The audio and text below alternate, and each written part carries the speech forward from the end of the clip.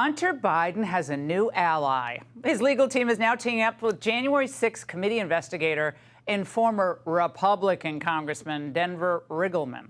Now, not content with the lie of Russian manipulation, the Riggleman is shifting the goalposts. What we wanted to look at first is the data that's out there that's purported to be Hunter Biden's laptop. We wanted to see if there was any forensic format or any forensic validity to it, and there was none. I am shocked that anybody in Congress would use that data, or any journalist would even use those sources, because what we found out, and we do have the data, and we have specific instances of fabrication and manipulation of the data. So what I would warn Congress and warn any journalist out there is that the data that's in the public sphere right now has no relation to any forensic copy that's attached to a Hunter Biden laptop.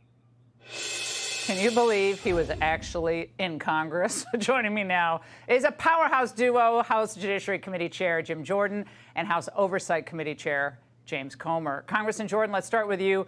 Your response to what your former colleague is alleging now about the laptop.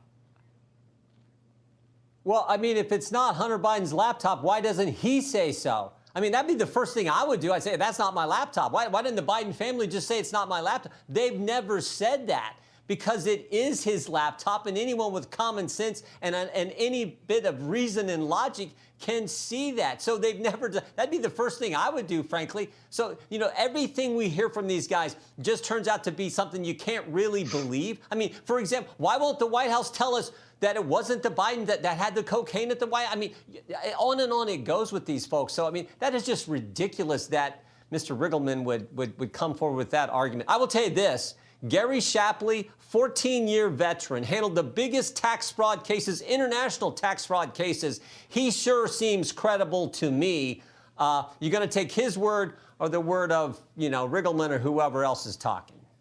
Now, Congressman Comer, the Wiggle Man also commented on the IRS whistleblowers. It seems like a lot of the other so-called whistleblowers, I don't know if you want to define them as that, it seems like they're always wrong. Either, you know, witnesses turn up missing or dead, or somehow the data just disappears into the twilight. Or either these individuals, the whistleblowers, haven't been trained properly, they're credulous, right? Credulous idiots, they're liars, or they're grifters, or some combination of all that above. Congressman Comer, your response. He should be ashamed for trying to discredit a whistleblower. We want whistleblowers to come forward. Democrats used to want whistleblowers to come forward.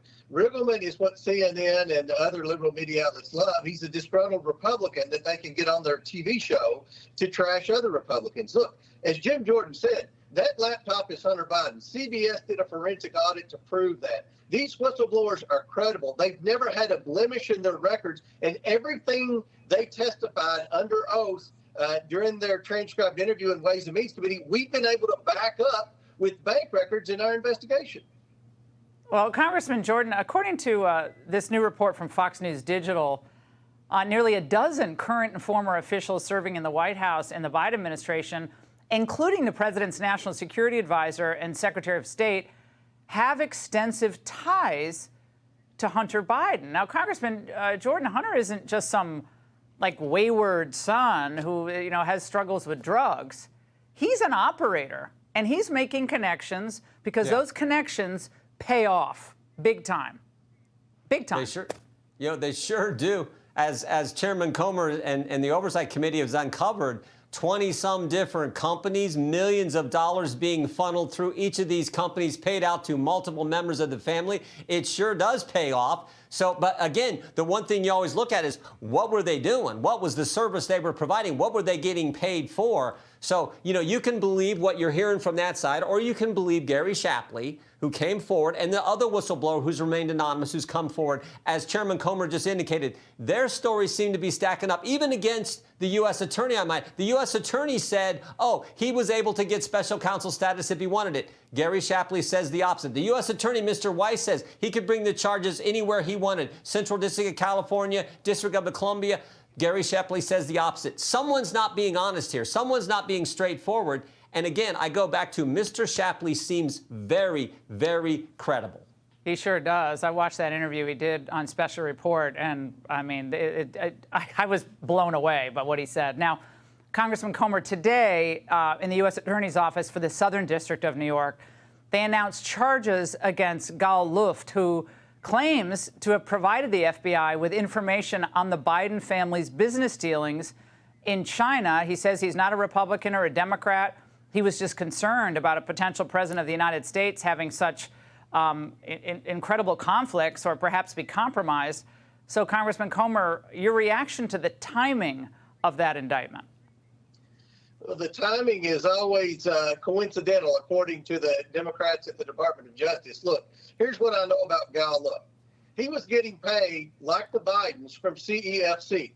We want to speak with everyone that we can find who was also on the payroll of CEFC, like the Bidens. And anyone who says we shouldn't take Gallup's allegations seriously discounts the fact that the Bidens wanted to share office space with CEFC, even going so far as to saying that Hunter wanted to make an extra set of keys for both Joe Biden, Jill Biden, and the president's brother, Jim Biden. So this company that Gallup was working for, who he was getting paid for, is the same company that the Bidens not only were getting paid for, they were also sharing office space with. So we definitely want to hear more about these allegations, and we want to see the notes from the FBI meeting. They sent 6 FBI agents, according to Gallup, to Brussels to interview him.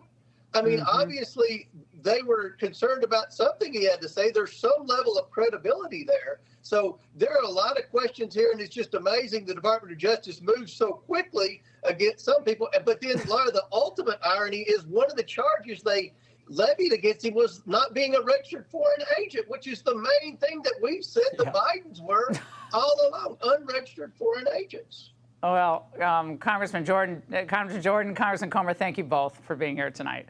Hey, Sean Hannity here. Hey, click here to subscribe to Fox News YouTube page and catch our hottest interviews and most compelling analysis. You will not get it anywhere else.